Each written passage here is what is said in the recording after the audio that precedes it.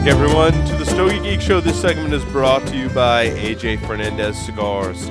Cigar connoisseurs are already raving about this exquisite cigar, which pays homage to Christopher Columbus' discovery of tobacco during his expedition of the New World. This medium to full-bodied cigar shows off the kind of exquisite construction that is expected by master blender AJ Fernandez. This gorgeous box-press cigar features a delicious dark chocolate Nicaraguan wrapper that houses a blend of Ometepe, Condega, and Esteli fillers that is bound with a jalapa binder. Once lit, the perfectly balanced and refined New World gives off a beautiful billow of smoke that hits you immediately with some spice and citrus flavors. As you begin to lose yourself in the rich aromas of the New World, the flavors become more complex and begin to express hints of hazelnut and coffee. New World is a first-time collaboration between AJ and his father Ismael Fernandez, which really makes the cigar stand out in the AJ Fernandez line. To commemorate this union of father and son, AJ is offering you this masterpiece at around an MSRP of $6, unheard of for a cigar of this caliber. AJ Fernandez invites you to embark on the journey and smoke what he guarantees to be one of the most talked about cigars of the year. AJ Fernandez New World, Cigar Journal's #1 cigar of the year. Welcome back, everyone. I want to kick things off on this Stogie Geek Stogies of the Week segment with a Tatuaje Selección Cazador. This is a Lonsdale-sized cigar in the Cazador line. This was gifted to me by Adam ATL in the chat. It's got some age on it from 2008, and I have to say, if I could buy an entire box or two from 2008, I would, because this cigar is just exquisite. Clean flavors, sweetness, still a little spice left on this cigar. I mean, the age, 2008 was the year for this Tatuaje Selección Cazador line, the brown label as they call it. I've had some Coronas in this size. Adam was kind enough to gift me the Lonsdale in this size. Just, Will, these are so awesome from 2008. I'm salivating over these. They just keep getting better. Next time you come up, I've got some of the Corona sizes that I'll gift you. They're so awesome. Love it. I would say this is a fight Chuck Norris. The flavors that come up with the cigar are amazing. Wow. I was like I want to go online and see if I can find some vintage ones out there, because they're that special that you want to seek them out. Wow. Yeah, I mean, for Brown Label is a really good cigar. It's a really high rating. Yeah, absolutely. I also been making my way through the Avo gift set, as it were. I hate to call it a gift set. It's not really a gift set, but it's the Avo Collector's Edition of all his limited releases that Will and I have been going through. As you know, Will and I are both Avo fans, and certainly the Avo limited editions have garnered a lot of attention from cigar geeks across the world. And I smoked the 85th, the Double Perfecto. I mean, this is hands down a box-worthy cigar, probably Chuck Norris. I had a Chuck Norris, yeah. Yeah, I would say, Will, when these first come out, when these are fresh, so this one was Chuck Norris for me. I got a little bit of that herbal profile and then this wonderful sweetness as I went through it. As these cigars age, so if I go back and smoke the older ones, they're like box-worthy. Like I find they dissipate a little bit. They're better fresh than they are aged, which is interesting because we just talked about that Tatuaje that was aged, that was amazing. In this cigar, it loses a little with age, and I prefer them fresh. I remember when they first came into Mr. J. Savannah Smoke Shop, it was just amazing. I think I bought 2 boxes of them, and then they kind of diminish a little over time, in my opinion. I might be wrong. Maybe it fits your flavor profile, you the listener out there, as they age a little bit. Will, what's your assessment of this cigar? I don't think they lose much over time.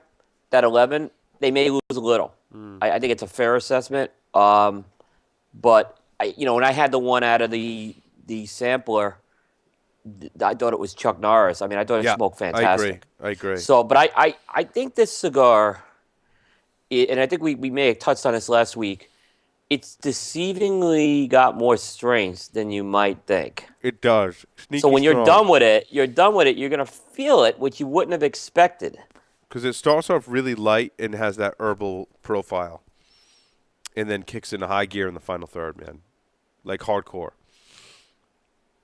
Yeah, it's a great cigar. Will, back to you.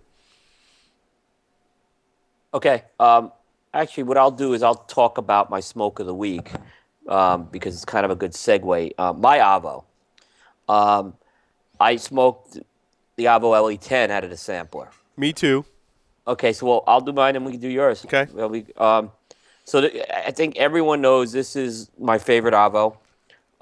It's my all-time favorite Avo, and I didn't know how this thing was going to smoke out of the box, so to say. It's got that sun-grown wrapper. It's got a Mexican binder, a Mexican Sumatra binder, and it's all the Hero in this thing. And it's a 5.5 by 55. So this was the 10th limited edition. So they just called it the LE10. You know, the one thing I've noticed about this cigar is that Lajero filler. The one drawback with this cigar I've always had is if you are one to really draw heavy on a cigar and you're going to rush a cigar, this cigar is going to turn into an inferno real easy. I found it had a very easy draw, Will. It has an easy draw. I mean, it will have it. But I've kind of trained myself with these things because I love the flavors so much. After I smoked this one, I went and took one of my aged ones. And I honestly could say I couldn't tell the difference between the two. Interesting. It's still smoking. Basically, my assessment here, it's still the boss. It's an Oasis cigar. Now, I'm not saying it's Oasis for everybody, but this is. I don't think that sampler one lost anything in my book, smoking it. So interesting. I'm kind of curious what your thoughts. I know this one's not as high on your list. It isn't. And I smoked this, and I kind of had it in my mind that you really liked these and rated them, in that Oasis category. Yeah. I just don't put it in that category for my palate. I can see where you're coming from, dude, and this flavor profile kind of hits the mark for you. I totally get that. For me, it doesn't hit the mark. I put it somewhere around a box worthy for me. I think it's good. And I've always had that assessment about this cigar. Like, the 10's always been good for me. In fact, I've smoked a few of them over the years and had access to go buy more of them and didn't because I'm like, nah, it's good, but I don't know that I would, go seek out more of them. I appreciate it. I think they did a fantastic job blending it. I'd say one of the characteristics that I love about this cigar is that easy draw. I mean, the draw in construction and smoke you get from this, that smoking experience is spot on. I just don't rate it as high as you do. I don't know. It's just a preference, I mean, box worthy. That's not no, a it's not. shabby. It's certainly a very, very rating. highly rated cigar. Don't get me wrong. It is one of those cigars that just hit my flavor. I remember when these came out. It's almost 5 years. I mean, 'cause I smoked a 5-year aged one, and I'm telling you, they were so close. I have no reason to believe that Avo didn't have some of these in the warehouse sitting. I mean, that's because I went back and smoked, and I have a bunch of these LE10s, so I was blown away. And like I said, I was really gonna be critical of the one in this box to see if it was up to it. And like I said, this one, it's a cigar that's always resonated with me. But it's got a little more, and this one's probably, in my opinion, of the limited editions, this one's got the most firepower. Really? I think I think. Do you think you think the 11's stronger than this? I think at the end the 11 is a lot stronger than this one. I think the 11, you feel it at the end though. It hits you more subtly. This one kind of is more strength up front. Yeah, no, I'd agree with that. With that. I don't know what this cigar is, so if you got an issue with that, I'm sorry. I don't know what it is. I smoked the whole thing and did a complete review for Blind Man's Puff, who we had on the show. I don't know what this cigar is. It's probably a 6 by 54-ish size. We got a picture of that on the video as well. That'll be coming up momentarily. This was number 268 from Blind Man's Puff. And it was a slight box press to the cigar. Still had kind of that round shape on the edges, but the top and the bottom, so to speak, were slightly box pressed. Had a nice brown. In the video looks a little darker than it did in person. I wouldn't say it's chocolate brown, but it's kind of a brown, hueish kind of color to it. Very nice wrapper, not very veiny at all. The flavor notes for this one definitely hit me on the side of my palate. It had this kind kind of like almost a white pepper. It had a pepper component, but it wasn't one that kind of bit your palate. It was very smooth pepper, which was kind of interesting, to have a little bit of spice and pepper, but have it still be somewhat smooth. It was kind of interesting in that respect. It had this great sweetness that persisted almost throughout the entire cigar that I described in general as kind of a dark fruit or kind of cherry type sweetness. That persisted throughout the cigar, that was very enjoyable and really shined in the middle of this cigar.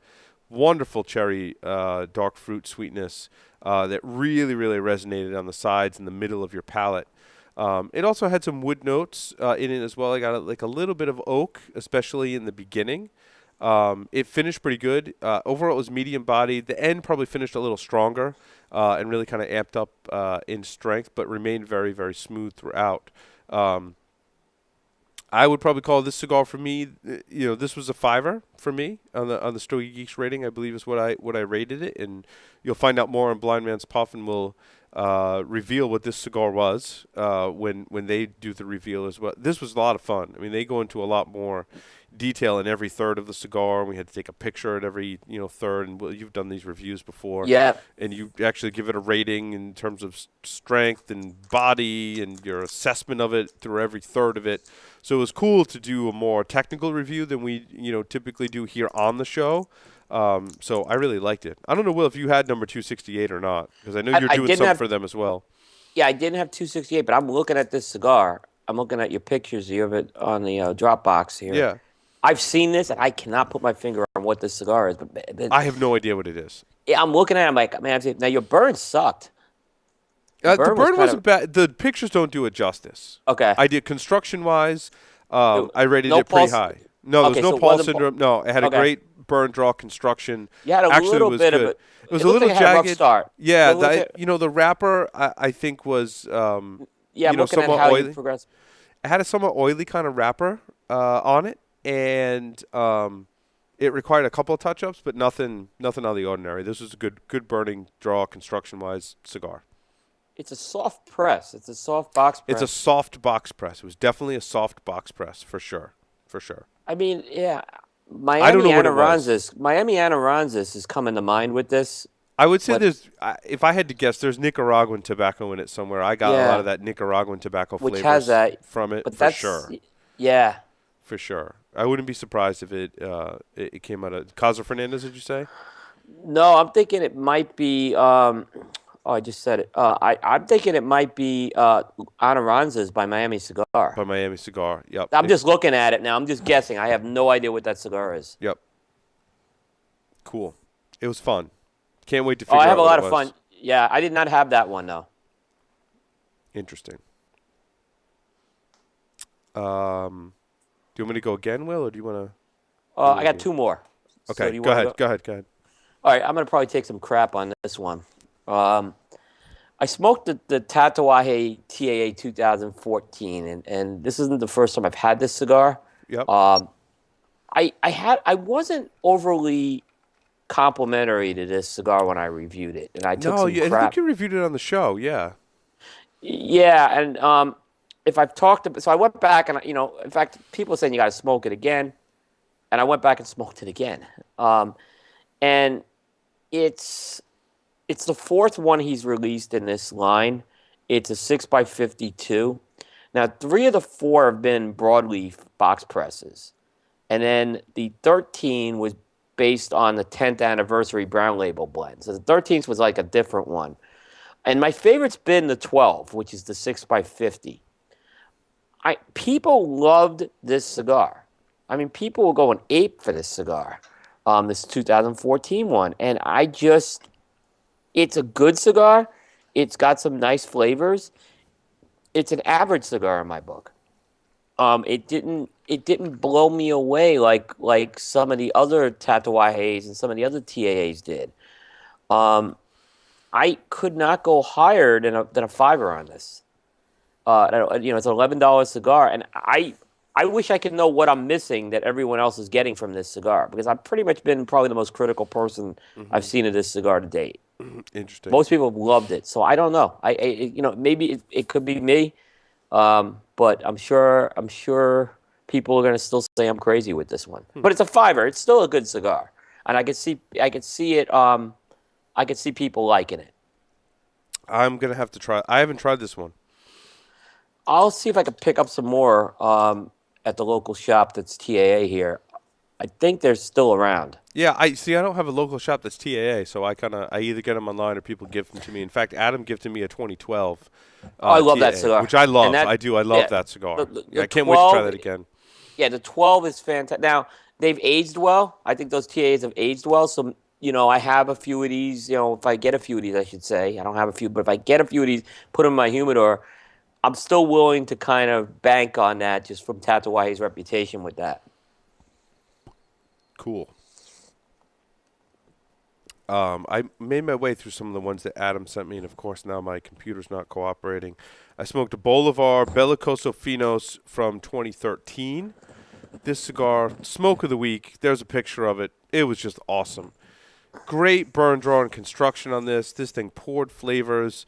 That couple of years of age really amped it down in the strength profile. I think these, for Cuban cigars, can be somewhat strong.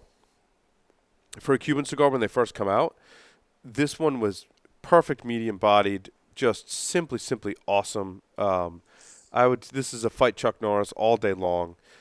Extremely enjoyable. You can smoke these any time of day, especially as they age. When they first come out, I tend to smoke them later on in the day. This one you could smoke any time. Wonderful Cuban flavor profile. Just simply awesome, Will. Awesome, Will. This is if you're going to order Cuban cigars, you can't go wrong with the Bolivar Belicoso Finos. I've had that cigar, and I totally agree with you on that assessment. Yep, it's one of those staples. It really is. Yeah, it really is. I had one more. I smoked the Fratello Lancero. I haven't smoked mine yet. You went I right did. for it. Very light, medium body, great flavors. You get a lot of that Fratello, a little bit of that spice, and a lot more of the sweetness because he kind of amped down this Lancero blend, is what he said on the show, correct? Yeah, he just went with the Peruvian filler on that. And I smoked my first cigar of the day, knowing that, and it went very well with the coffee. And we talked about coffee in the an earlier segment, and it was really good. I liked it a lot. That Peruvian tobacco. There's not a lot in the spice department. There's not a lot in the pepper, but it presents some nice wood flavors, a couple subtle earth notes. Very good cigar for early in the day. He is on the money with his Lancero blend. Loved smoking the Fratello in the Lancero. I would call this probably a box split in my book. This is a great everyday smoking cigar to have in the morning or early in the day. It's interesting. So he's got this now Fratello line. He's got 6 sizes. So he's got this Lancero, which I haven't smoked it, but I'm gonna take your word. It's more of an amped down cigar. On the other end, he's got that box press Torpedo, which I think's got a little more firepower. It does. Right, and then he's got the other ones which are kind of in between. So he's mark, building a nice dude. little niche Absolutely. with that line. Absolutely. And it's going to make people, if you like the flavors you get from this blend, you're going to want to buy different sizes and smoke them at different times of the day. So I think his strategy is spot on, and I'm glad we can cover these cigars because this one is just, it's awesome. It's awesome. It was a great switch up from Connecticut in the morning. Yeah, I mean, sometimes you can find that morning smoke, and I kind of like finding that morning smoke that's not a Connecticut. I agree. Yeah. I agree. Yeah, they're it's not hard easy. to find. Yes. Yeah. Yes. Cool. Well, did you have one more? I got one more. Okay. I spoke to this was gifted to me by Seth of Seth's Humidor. It's a Cuban, which big surprise. It's the Trinidad Reyes, which is a 4 3/4, 4 3/8 by 40 Petit Corona in the Trinidad blend. Now, I did a little research on Trinidad because I didn't know much.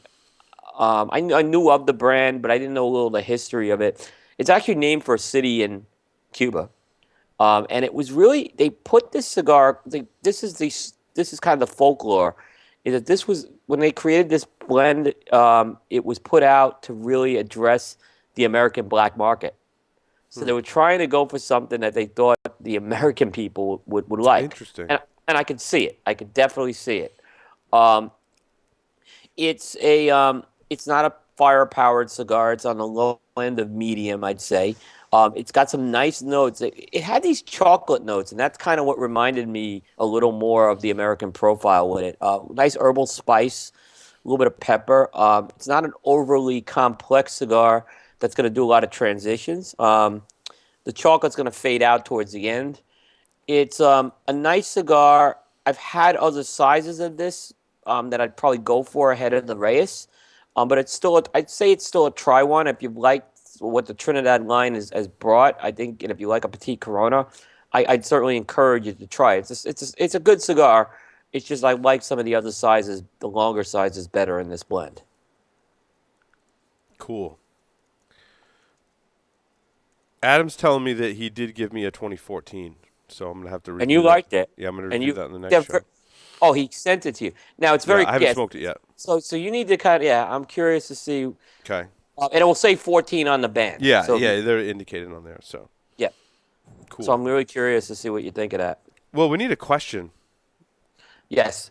So so the question is going to be, we had Spence Drake on. He talked about some of the brands under Cubanicon, and he mentioned that there's a brand that they kind of started with, and it kind of got shelved, and he couldn't even tell us about it, but it's coming back out again this year. Name that brand under the Cubanicon umbrella. Awesome. Email the answer to that question to the show at StogyGeeks.com. First person to answer that question correctly will receive a Stogie Geeks Smoke Naked t-shirt in addition to a Joya de Nicaragua red cigar. Yes, and we have our winner from the Elf Pack, Jason Morgan. Definitely get back to us with your contact info. Otherwise, I'm going to have to raffle it off to someone else. Okay. Awesome. Yep. Well, that concludes the Stogie Geeks for this week. Will, you're not around next week, correct? I am not around the next 2 weeks, but we will not have a show that second week. But I am not around next week. So we will have Senor Rio Tequila and Cigars on. Yes, so I have to drink tequila and smoke cigars by myself on the next show. Yeah, real tough one. It's a tough week next week for me. I can't wait. I'll be in Palm Beach, so I'm not going to be. Yeah. Don't. Awesome. So we'll have that interview for you guys and gals next week, and then the week after that we'll be on hiatus for just 1 week. As it works out, both you and I are traveling. That week, yeah. That is like weird. It happens a couple times a year. We're just both Will and I are traveling, so we won't have a show. I think that's February 26th. There will be no show. So well, we have some really good guests coming up in March and April. March and April is hardcore Stogie Geeks. 4 shows a month. I think we're scheduled to do all shows March and April at the very least, and we've got some great guests that are provided compliments of the Havana Cigar Club next door. Just awesome stuff. So yeah, and what we'll do is we're going to have some good guests on the short segments. So we'll be putting the word out if we're starting at 8:30, so you can catch some of those really good segments. A couple of them we're trying to firm down right now, but I think people will be real happy. Absolutely. Yep. Well, thanks everyone for watching the Stogie Geek Show. We'll see everyone next week. Thanks for watching. Thank you.